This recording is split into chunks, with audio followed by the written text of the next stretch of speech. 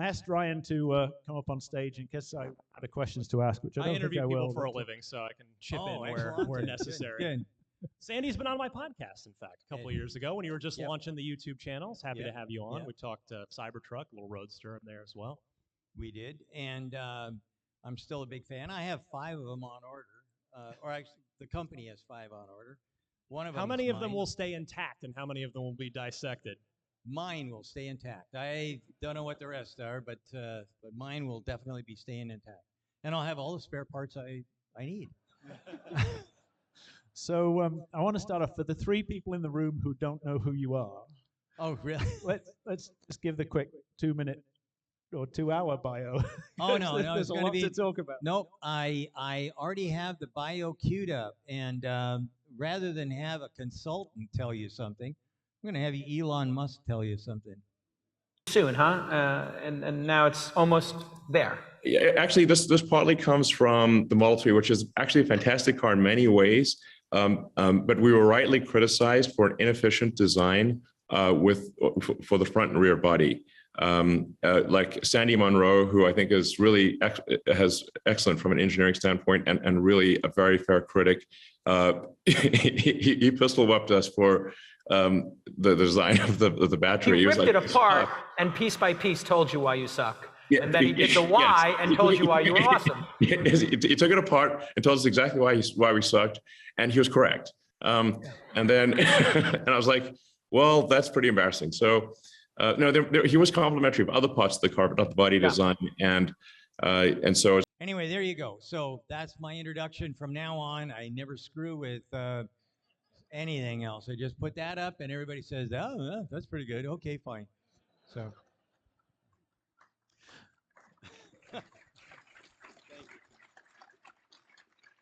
But I think it would be fair to say that you are, in the same way that Andrew possibly has more drag races than anybody else in the world, you are arguably the world authority on manufacturing, materials, processes in automotive and aerospace. I wouldn't say I'm the only one, but I do know quite a bit about manufacturing. When Boeing decided to do something called Yellowstone, which turned out to be the 787, there were 5 people on the program. I was one. Dan McCarthy, one of my guys, was one, and Alan Mullally was one. And then the other 2 guys, they started out and then they were disbanded or something, and 2 other people came and took their place. So I was brought in because of the carbon fiber background that we had and the manufacturing techniques, and they wanted to try and do what they could do to make it so that the aircraft would be able to be put together as fast as a car. And then in automotive, we've had a number of successes, leading the charge for the Cooper Mini Cooper, a variety of different cars. And remind us who Alan Mullally is? Alan Mullally, he was the head guy on the 787, Boeing 787. He also was the president and CEO of Ford. He's the one who turned it around. Ford did not go bankrupt. I don't know if you're aware of that, but General Motors went bankrupt. Chrysler, Fiat, everybody else went bankrupt. But he steered the company in the right direction, and Ford Motor Company in the right direction. And quite frankly, he did hire us, and we did change a lot of things in his cars to make them so that they were less costly, easier to put together, and the quality had to go up a lot. In a lot of the different car companies, they say things like, "Oh, why should we hire you? We got plenty of engineers." Well, the numbers, that's good, but Munro kind of hires only the best, and that's why we don't get every job, because we're a little more expensive than everybody else, but that's because I pay a lot more for the talent that we need and want at Munro and Associates and for our customers. So your Rolodex is pretty extensive then. You know the movers and shakers in the industry. I know quite a few, yeah. Yeah. So what's your, obviously we're at TeslaCon Florida, what was your introduction to Tesla? When did you first become aware of them? I became aware of them when somebody came in and said, "Hey, we want you to benchmark a Model S." And I brought it in. I looked at it and I said, "Wow, what do you plan to do with the data that we're going to develop for you? Because it's going to cost you about $1.2 million or something like that. What are you going to do with the data?" "Well, we want to find all the good things on here." And I said, "You're not going to be happy with the report because this is not a very well built car and it's really low volume and on and on and on. And I don't think you're going to be happy. So rather than steal $1.2 million off of a good customer, we let it go." The next thing that happened was one of our competitors. They came up and they said, "Hey, we've got a Model X and we've taken it all apart and we want you to, take a few days to figure out how much redesign could be done to bring the price down or the cost down and improve the quality and whatnot." We spent 3 weeks. That cost a lot of money. They tore everything down, so that saves us a lot of time. And we came back with reams of things that they could do differently. And then the next thing was the Model 3. And we actually bought that because one of our customers, it doesn't matter, Audi said, "Get a hold of one of those cars. We'll pay you double for the car. And then we'll fly it from Detroit to Germany." And so he said, "Oh, okay, fine. It sounds like a great idea." So we bought the car, brought it in, and Audi said, "Oh, thank you very much. We are not needing it anymore. Good luck." And so we had a Tesla Model 3, so we decided to take it to pieces. And that's when John McElroy came over and, "Sandy, Sandy, why'd you buy that piece of shit?" And I said, "Well, I had no choice." And I told him the Audi story. He said, "Wow, how do you stay in business?" So, so then we started to take, gaps were bad. The doors didn't really work really well. The paint job was horrific. And that's where I started. And then once we got past that, and we started getting into, and by the way, as soon as that happened, the Tesla fans said they were going to kill me. Yeah. And then we got into the electronics and whatnot, and we started looking at everything that was covered up by that incredibly bad skin, and we had lots of good things to say. And then the short sellers wanted to kill me, so I had the Tesla fans and the short sellers wanting to have me executed.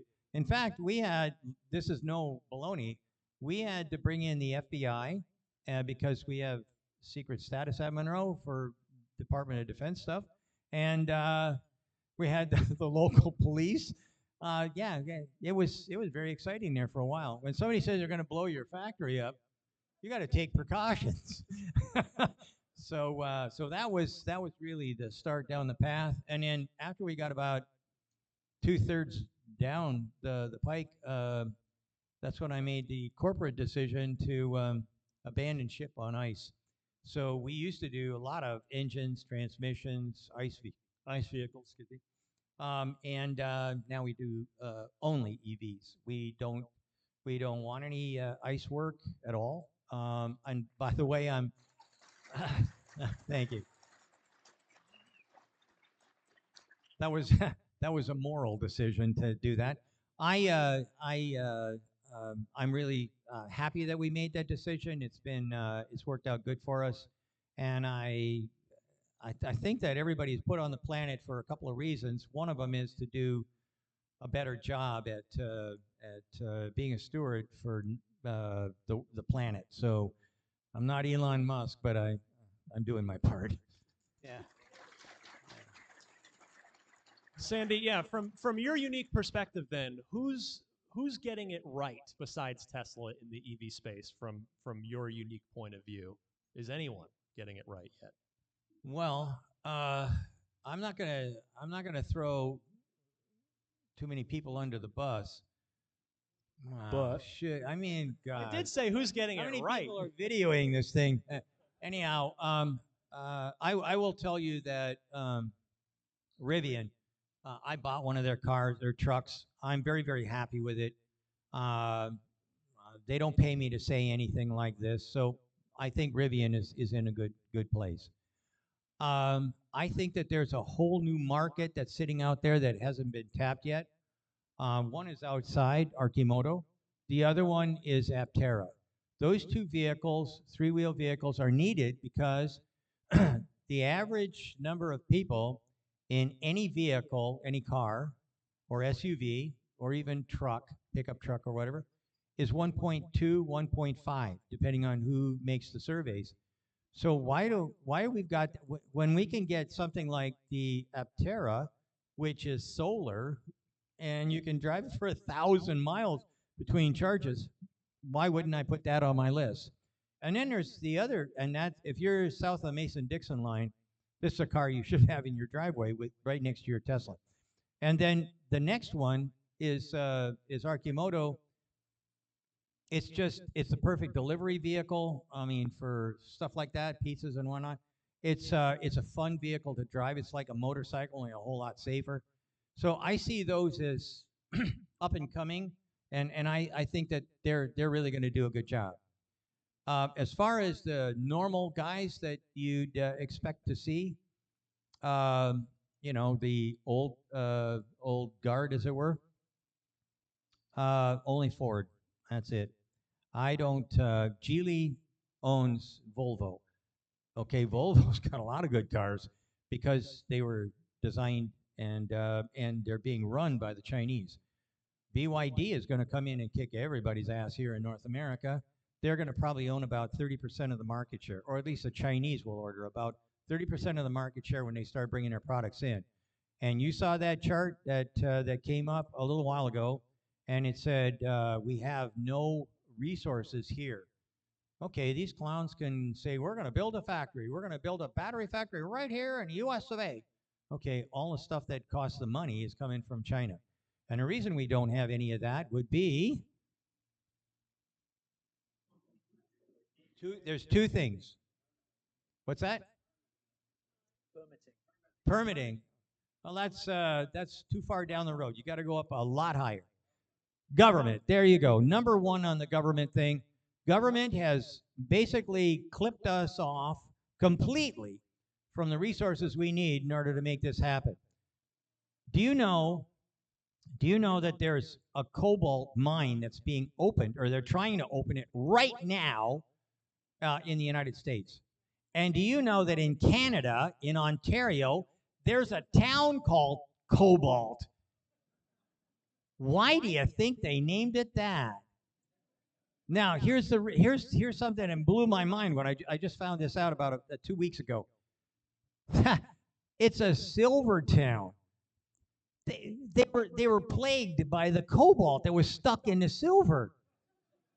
They separated it and put it in a big mountain. There's a big hill. Oh well, yeah, but we don't want to. You know, that might be something we have to look at. The government again. You know, we'll need to investigate that. Well, really? And then lithium. Okay, so some of you know I've mentioned this before. Munro is working on two projects. They're mobile nuclear reactors. Now, it's not uranium. We're not using that. We're using something called thorium. Guess where the biggest area of thorium is? U.S. and Canada. That great big giant area between, if you draw an oval, you start in Alberta, you go through Saskatchewan, you go through Manitoba, you come down on the North Dakota, swing through Wyoming and whatever that guy just phoned. Anyways, you pick that area. Not Washington, East Oregon. No. Montana. Okay, there you go. That's where it is. And you know what the problem is there for mining thorium? Well, the lithium gets in the way. You think I'm kidding, don't you?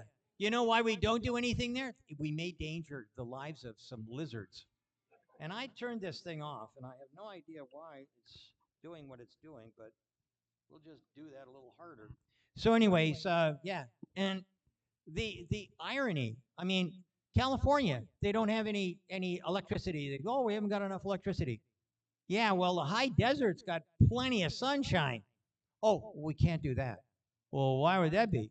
Well, you may not know this, but there's an invasive species called the kangaroo rat, and it lives in the desert. And if we put those great big solar collectors up there, what will happen to those kangaroo rats?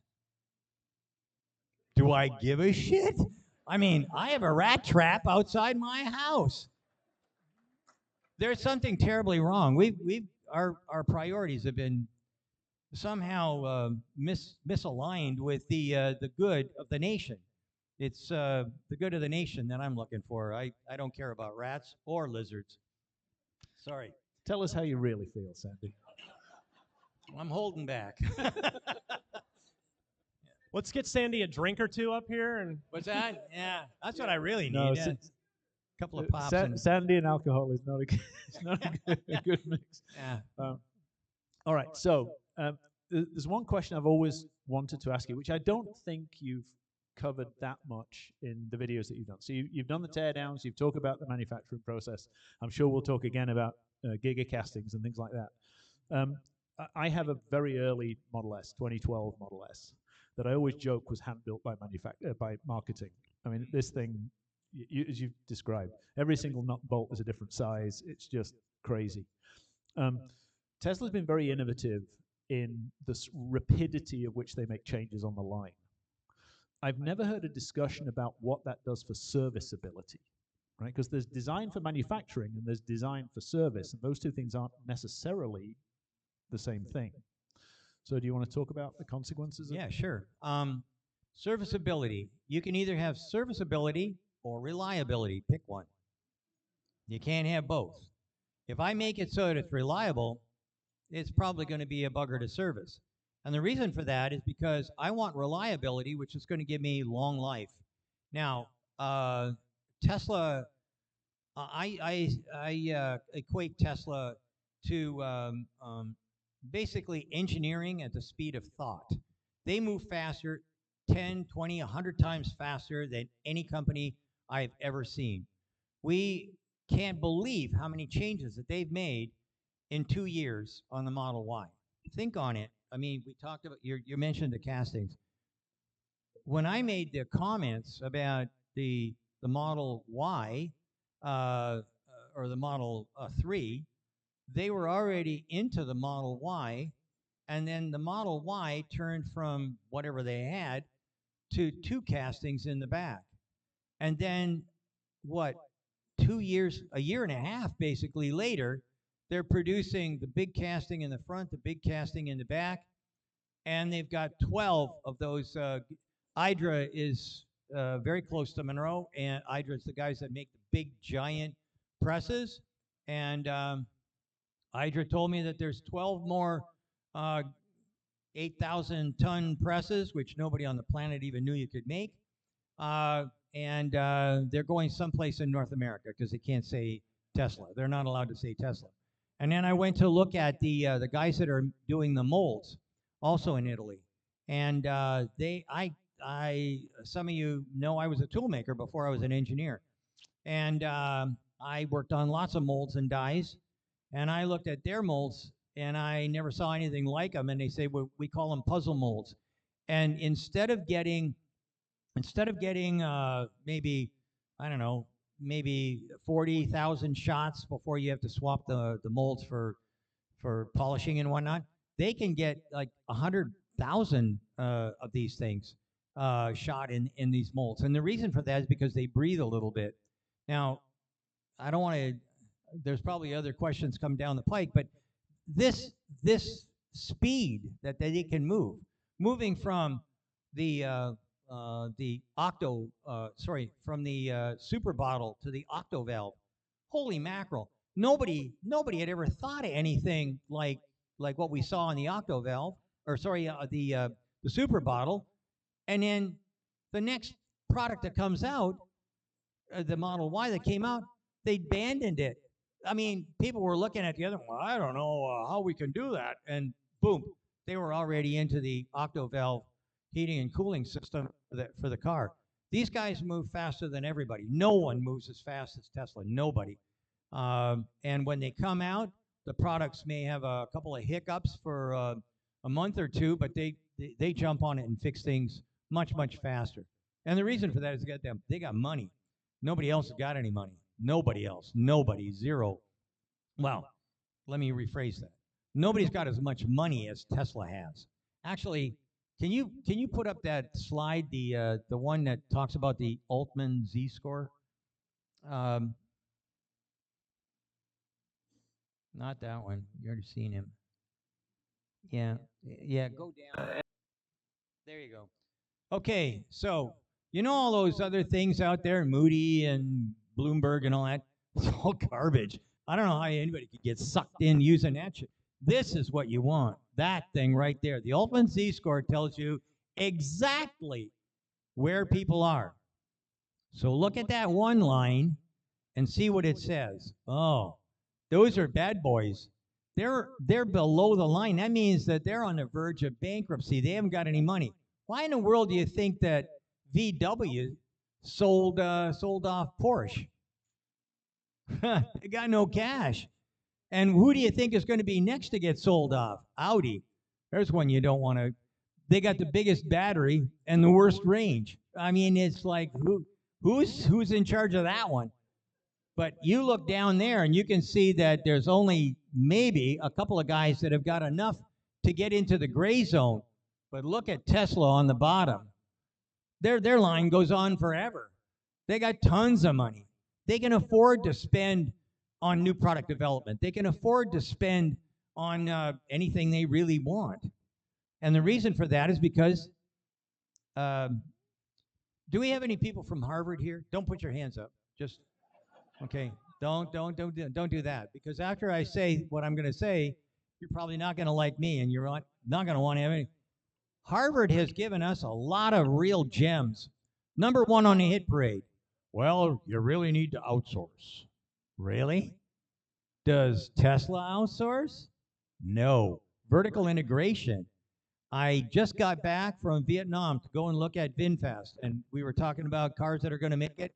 That car will make it. It's going to be made right down the road here in North Carolina, and you're going to like it. I was really, really impressed. Blown away impressed. Blown away impressed. How much money have they got? Trillion. They got $1 trillion. That's a lot of money. That's like a whole government all by itself. And they do all kinds of stuff. Vin Group is huge. Absolutely huge. They're going to come in and they're going to be kicking a lot of tail. What's the number one thing? Number one thing that they said as soon as they found out that I was in the crowd, was sitting in the audience, they said, and this is for Sandy Munro, we are vertically integrated. We don't trust suppliers. Obviously, they haven't had a Harvard guy come down and let them know. So I'm telling you right now, Elon and I have a lot of things in common. My biggest peeve, the thing that I think is the worst thing that can happen to a car company, is to take an engineer and give him an MBA. It takes a cheapskate and you makes him even cheaper. And that's not the way you want to do things if you're going to have a good car company. So that's enough. Everybody's quiet now. Nobody wants to make any noise after that one. Yeah. Sandy, I wanted to ask you about your YouTube channel, Munro Live. I mean, that's something that's launched in the last year or two here. What has going on YouTube done for the business, and also just how have you found? Do you enjoy doing that? Okay, so we were basically when I don't even know what to start. Okay, so 3 days before the governor of Michigan shut down the state, our Model Y arrived. I didn't have enough money to pay for it because Chrysler was our biggest customer and they hadn't paid us. But they were negotiating a $7 million contract that we were going to get involved with and blah, blah, blah. That didn't happen. What am I going to do when the government shuts me down? So we had a couple of rushed meetings and whatnot with me and everybody that was in the company. And we decided that we were going to take the car apart and we were going to dole it out to different people, and they were going to take it home. They would, different engineers, and they were going to take it home, analyze it, because they have tools at home as well as at work. They were going to analyze the product and then bring it back. and they bring back the pieces and bring back their reports, and then we're going to try and sell a report. Well, when we did that, Corey Steuben, our new president, he said, well, we should do YouTube. And I said, what the is that? And he showed me, and I said, who the hell's going to watch this? And then he said, and you're going to be the star. And I said, I don't like giving speeches. And I don't know. And he said, okay, we're on. And so for you old guys out there, do you remember Howdy Doody? Hi, boys and girls, what time is it? It's Howdy Doody time. And I said that as a joke. And it turned out to be, everybody knows me as hi, boys and girls. In fact, somewhere around here, there's guys handing out a little card that says, hi, boys and girls. That's not, I didn't put that out. Somebody else has come up with it, and I think it's hilarious. But that's kind of like how it got started. Now, I mean, some of the, Jim Farley, who's the president and CEO of Ford Motor Company, hand-delivered our F-150 Lightning.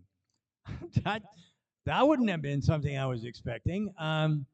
I didn't expect any of this stuff at all, and it's humbling.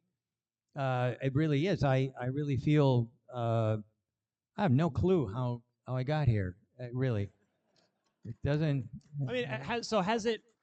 You know, you're making these contracts with automotive companies to, you know, so because they want your reports.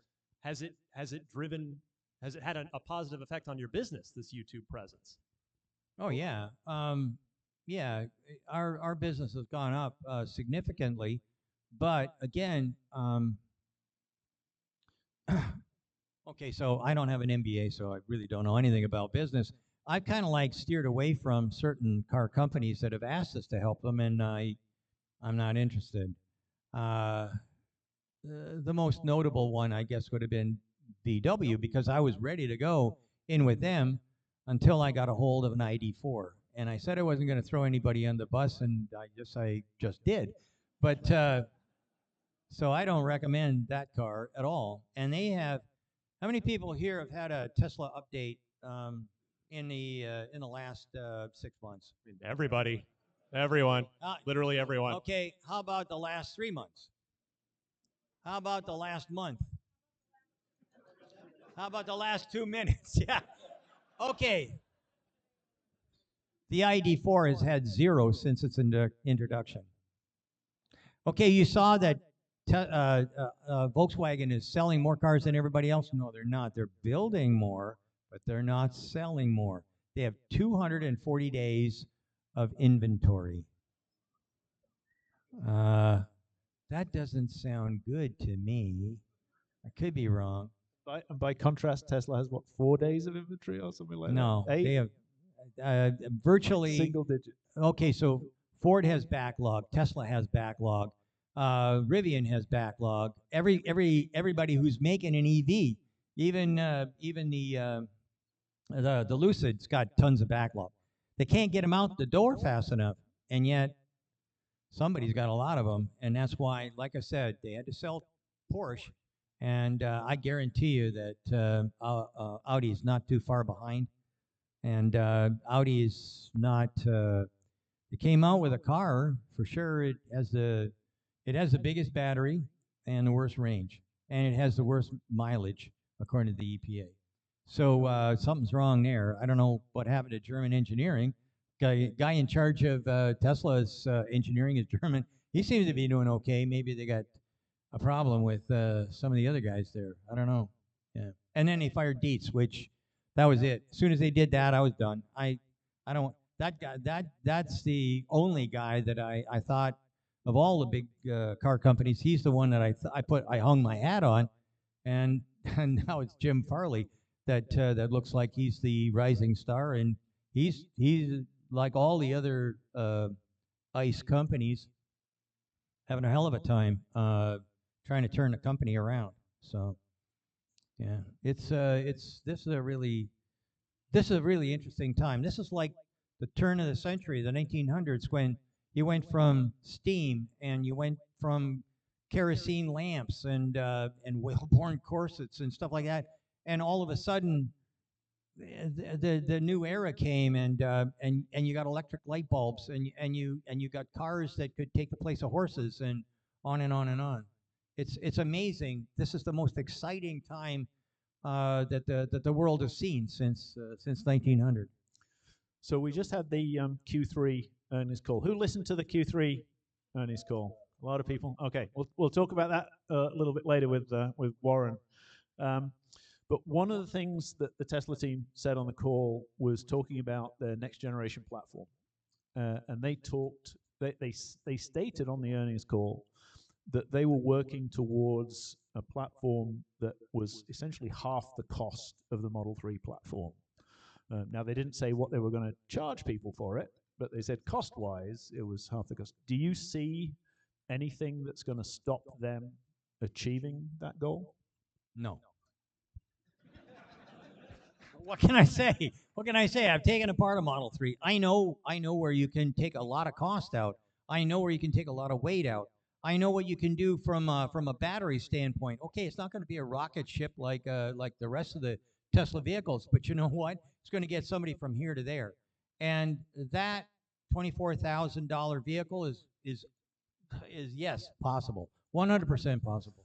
So Tesla arguably has had a big advantage over the legacy automakers in that they are still building brand new factories and can kit them out exactly as they want. Now, as they move to things like the gigacasting, clearly if they're already in a manufacturing phase, they've got replacement costs to do that. Now, they've got a very big balance sheet, but from what you've seen, I saw you at Giga Texas, how big of a change are they going to have to make in the factories themselves to be able to drive these cost reductions? Are they going to be throwing away hydro presses? Or what are they, No. So you meant battery. You said battery, but Sorry, I'm sure you meant the car. Yeah. But the battery is going to be a change as well. It's going to be at least LFP, lithium iron phosphate.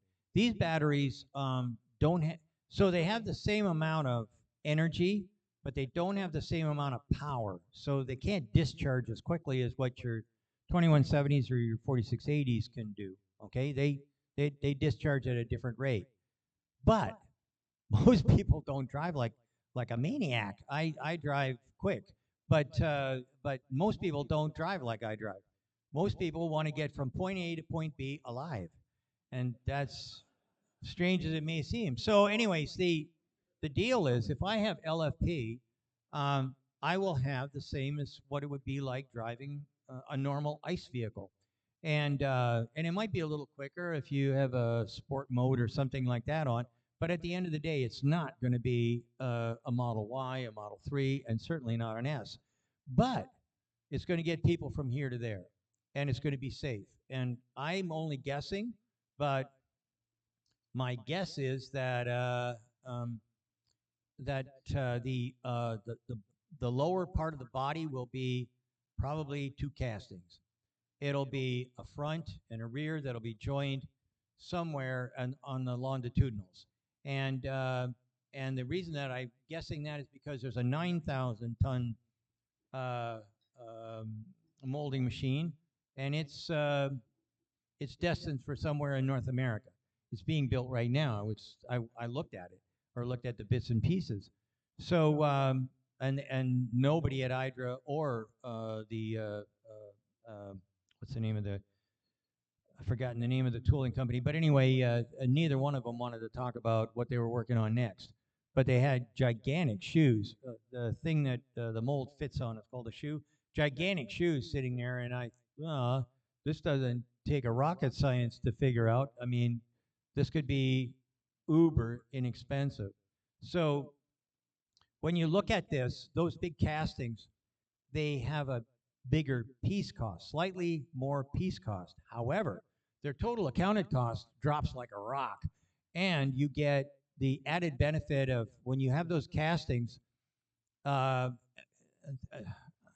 I don't want to. Okay, so you're not engineer, so I'm going to try and put this across.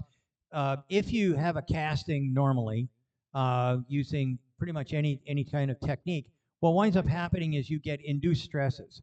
It's because the molten material moves in, and it's moving in fairly slowly, and as it's moving, it's cooling in some places and it's still hot in others. And that gives you induced stresses, among other things, hydrogen brittlement and all kinds of other stuff. And if you machine it, or if you shake it, then all of a sudden you get movement. If you have stampings, you stamp it, you put it on the gauge, it looks fine. You put it in a box, you ship it away, it gets welded up, and now it's not fine. Because induced stress, it wants to relax. It wants to move to a new location. Well, the castings that Elon Musk has got, let me ask you a question. You've probably seen pictures of the gigantic castings. How long do you think it takes to fill the mold? In the blink of an eye, that's pretty good. It's less than 1 second, okay? Less than a second to throw 120 pounds into molten material into a mold. What does that do? Well, the material is moving so fast that there is no induced stress. It sits there for about 20 or 30 seconds, then the mold opens, and guess what? When that thing falls down, it will never move, never. It's rock solid, it will never move. So you take that and you put it into a car. What does that do for you? Well, the doors are always going to be in the right place. The hood and the deck lid the hood, the deck lid, the hatch, whatever you've got, it'll be open and closed perfectly. I get 5 good holes. That's what I really look for in a car, 5 good holes. And that is exactly what'll get you to the $24,000 car, because there'll be no online rework. Every part will fit one to the other, and the faster they get to that type of a product, the more likelihood we're all going to be happy campers with a $24,000 vehicle that'll kick the daylights from a quality and safety aspect, kick the daylights out of things that are going to be probably twice the price. Well, let's talk about Tesla's next car. When I was speaking earlier, we had a show of hands, and most of the room have Cybertrucks reserved. So, the very unique process is what Tesla is promising to build this thing. You've talked on your channel about how much money not having a paint shop for the body will save. Can you give your just overarching perspective on the Cybertruck from a cost perspective and what that's going to allow Tesla to do relative to the competition in the EV pickup truck market? Okay, so first off, I don't really look at the Cybertruck as a pickup truck. Okay, the Lightning, boom, there's no question about it. But the Rivian is like some kind of a sport truck. It's not the truck I'd want for my factory. And I think that the Cybertruck is going to be built for somebody like myself, that's an outdoors person, that wants to go hunting, that wants to use that truck as their daily ride as well. They want something rugged and big. And I don't see it I don't see that truck being picked up by construction workers and things like that. It doesn't make any sense. To me, that truck will kick the daylights out of a market that we don't even have right now. And that's a fact. It's got its own unique market. And any car that can come out and have its own unique market will basically dominate it forever, unless they do something stupid. I think that Tesla is going to make a shitload of money on that car. Or truck, I should say. I think that it's an exoskeleton. I've been trying to talk. So for 15 years, I had a cast frame sitting on my floor, and I tried to talk other OEMs from Europe, from Japan, from China, and from obviously North America into. Nobody went for it. Nah, you can't do that. Nah, that won't work. Nah, we've got big stamping machines. 15 years, and nobody picked up on it. And then Tesla criticized them and said, you got 120 parts, there should be one. And the next thing you know, they made the change. How they do things and how everybody else does them, there's no comparison. So I think that The Cybertruck, when it comes out, it's going to have the big castings, just like the other guys have got. The Model Y has got right now, and I believe that the Model 3 eventually will go in the same direction. They'll get rid of the stamping lines that they've got. They'll sell them to the big three or somebody like that, and they'll have a lot more space. And if anything, the Fremont plant needs is more space. So by getting rid of those old stamping products and whatnot, that'll help out. The Cybertruck is going to make them a tremendous amount of more money. And that thing you just saw, that Ultimate Z-Score, they're going to be they're going to have another trail that's going to go into infinity as to how much they're worth and how much money they can spend on new product development. So I theorized earlier, I'm a DeLorean owner from a while back. It seemed to me like nobody's done a stainless steel car because it costs too much material-wise and it lasts too long. Would you agree with that? And that's why we're only now seeing Tesla do it with this tough, rugged Cybertruck? Yeah, well, I actually worked on a DeLorean. I didn't work on the stainless steel part of it. I actually worked on the doors, which if you tried to roll a window down and open the door at the same time, a lot of bad things happen. But but anyway, but I do know that they had an awful lot of problems because they used a very thin foil on the stainless steel. It was backed up by something else. I'm not sure. Fiberglass. Fiberglass, yeah. That's not going to be happening with the Cybertruck. It's going to be an exoskeleton made out of probably something around I don't know. I don't want to guess, but my gut tells me if it's truly an exoskeleton, it's going to be like 12 gauge, like about 1/8 of an inch thick. When you bend that, it doesn't move. It's going to stay right where it was. And I believe that everything on there is like straight lines and whatnot. It should be easy peasy to bend that thing up and weld it together. And I believe that everybody's going to be pretty excited when they get that truck. You'll never have to paint it. You never have to wash it. Like you said, most of the time you sit it out in the rain and it's going to look just as good as if you went through an expensive car wash. Stainless steel's got a lot of great capabilities and qualities to it. So I think it's going to be a brilliant car. Yeah. Okay, we got about 10 minutes left or so, so let's open it up to the audience. Emiliano is the first one, hand straight up, and then Mr. Cook will give it to you. Hi, Sandy. You mentioned everything that Tesla is doing in regards to get less cost for themselves or for us. And you also mentioned that by 2030, 1/3 of the cars in the market will probably be Chinese. So what do you think the Chinese will bring to America? Is going to be a cheaper or a lower quality car to get on the price point that everybody be able to afford? What do you think is it that they are bringing for 2030? So I can tell you right now, because I've worked on a lot of the cars that are going to be coming in from China. These are not poor quality cars. I have one of the cars that we have at the office is a Chinese vehicle. It's not one of the ones that I worked on, but I worked with BYD. I worked with BJ, what's the name of their Beijing Automotive EV Group. I worked with them. Their cars, the Neo, the Geely cars.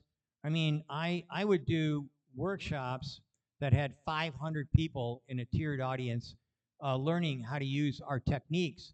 And we only worked on electric vehicles. These guys have had a lot longer to work on electric vehicles than the guys here in North America or Europe. In fact, most of them poo-pooed the idea, the Europeans and the Americans poo-pooed the idea of having an electric vehicle. After all, we don't need it. Actually, it doesn't make us any money. That's kind of like what they looked at. All these other guys, they've been working their tails off with new chemistries that are less expensive, with new designs for products that are less expensive. Expense doesn't mean cheap. Just because I make something that's less costly doesn't necessarily mean it's bad quality. As a matter of fact, if you add more things, if you add more bolts and nuts and whatnot, actually the quality goes down.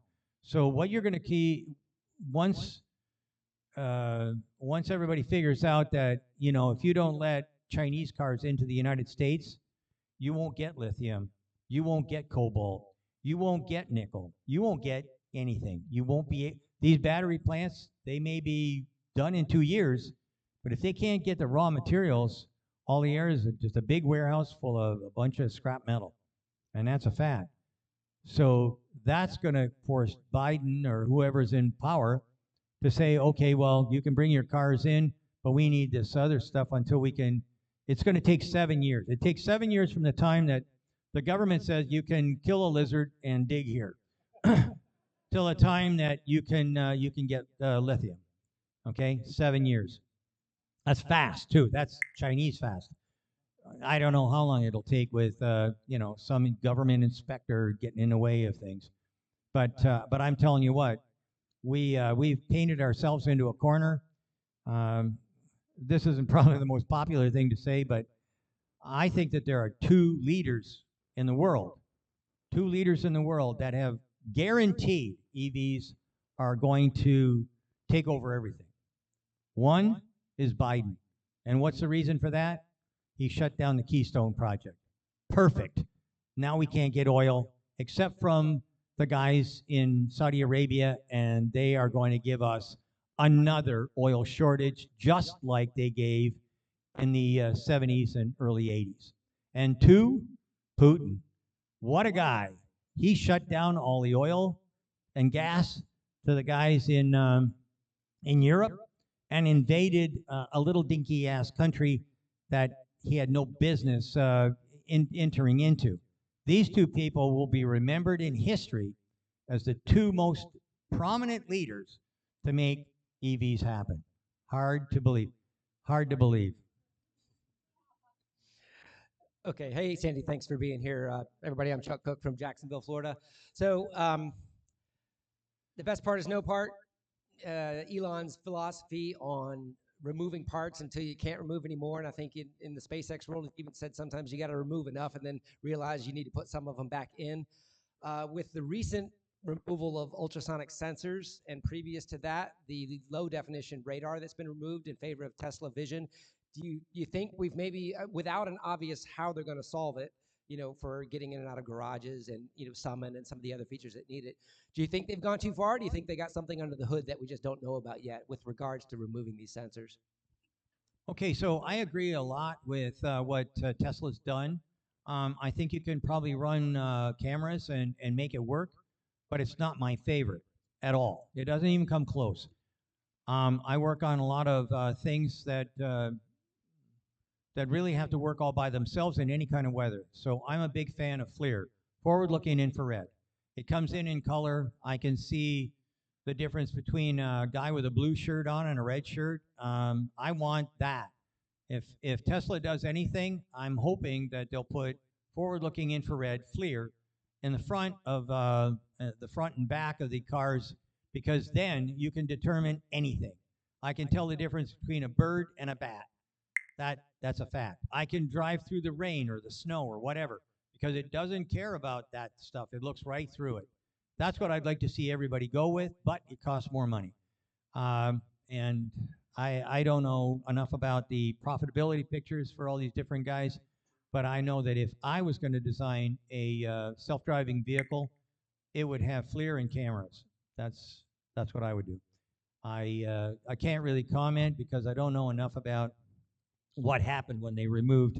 I'm sure they did all the testing, but I don't know what happened when you removed the radar, and I think LiDAR is a joke. So, quick question, Sandy. What's your guess as to the fall of the ICE industry?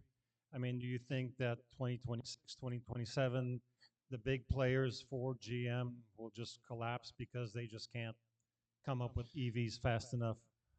I think that my prediction initially was 2030 for 50-50. Okay, the tipping point for EVs and ICE vehicles was supposed to be then. I've moved it up a bit to 2028.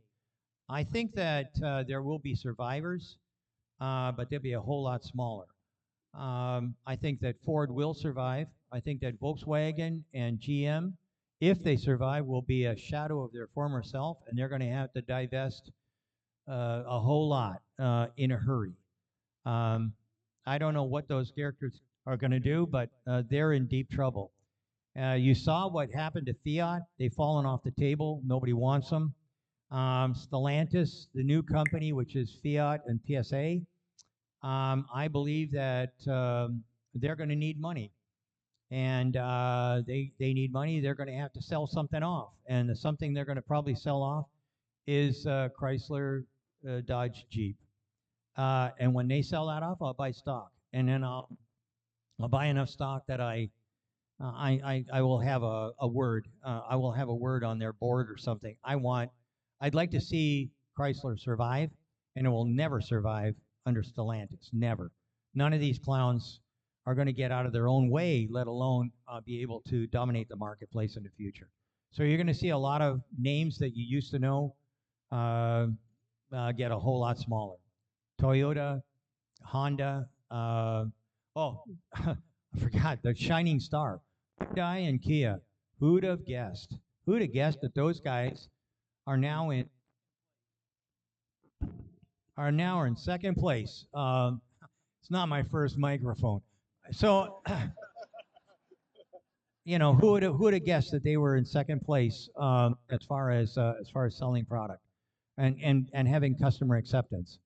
I mean, this is an amazing time. Like I said, big names that used to be in the 1800s, the 1890s and whatnot, they vanished completely when 1910 showed up. It's amazing. We're in that exact same situation. We're going to see a lot of giants fall, and a lot of midgets suddenly become 18 feet tall. There's a lot of big changes that are going to happen. Olaf from Orlando here. 2 questions about the Cybertruck. If it pans out like it looks like it's going to be, that it's with all the benefits of the longevity and the low production cost and no paint and things like that, do you see a reason that not all cars in the future will be mimicking that, not only from Tesla but from other manufacturers too? And my second question on the Cybertruck is, how do you create crash structure in the front when you have such a stiff exoskeleton and something that doesn't slice up pedestrians if you crash into them? Those are my 2 questions. Thank you. Okay. All right. So that's 2 questions, and you cut out there every once in a while when you move the microphone too far out. So I'm going to repeat it. So one is, do you think everybody else will go to an exoskeleton kind of product design? And then the second one was, what about crash worthiness? What happens when you plow into something? Okay, so every car manufacturer has something that looks kind of like a bumper, but really is an absorber of a tremendous amount of energy. Front and back, I don't think you're going to have too many problems, because when we start to design a car, that's the very first thing that we do, is figure out how crash worthy it's going to be. Not just from the front and the back, but rollover, small offset, which is it's called SORB, and it's the smallest, it's the biggest issue for designing a vehicle, to make sure that if you hit something with your driver's side, hits a telephone pole right where your wheel is, okay? Well, in the olden days, those used to come climbing right through what used to be called the firewall and right into the cab, and you would have a bad afternoon.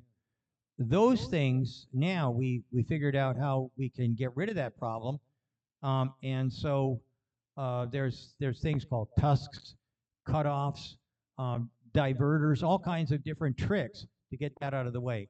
They're all built into every car, and so from a crashworthiness standpoint, the Cybertruck will have no problem at all, period, in that area. As far as going to exoskeleton, exoskeleton is what I'm doing. We're working with Aptera, it's common knowledge, and the Aptera has an exoskeleton. It isn't made out of stainless steel, it's made out of carbon fiber. And why did I want to have carbon fiber? Because carbon fiber is like a stone. It has no It doesn't change its characteristics at all, and it has no induced stresses.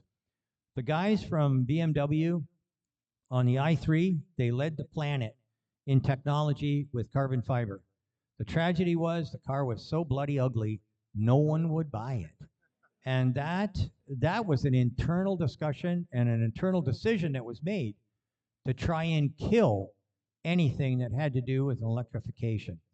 Unbelievable, but until you've lived inside of corporate politics, like I was, I never quite made it there, but I was scheduled to become, to go up to the first level of executive at Ford, and I'm telling you what, the stupid chicken shit stuff that they used to talk about would just curl your hair. You couldn't imagine the kind of conversations, and I'm sure that that's what happened over at BMW. So there you go.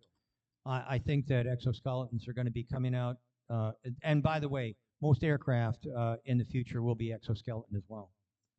Okay.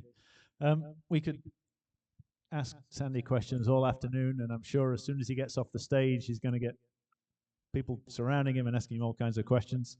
I know you've got to rush off to Japan tonight, so Sandy can't stick around very long. I think we do have a pen for you to sign the battery, so we'll do that before you go. Yeah. So I'm good till 3:30, and Okay. then I gotta go. I'll All right. be rude and run away. So Sandy's going to be around here. Apologies to, I can't remember who's going next, but apologies to who's going next because there may be a lot of people wanting to talk to Sandy. Sandy, thank you for your time. Thank you for coming down. Thank you. Thank you all. Thank you. Thank you. And keep making those videos.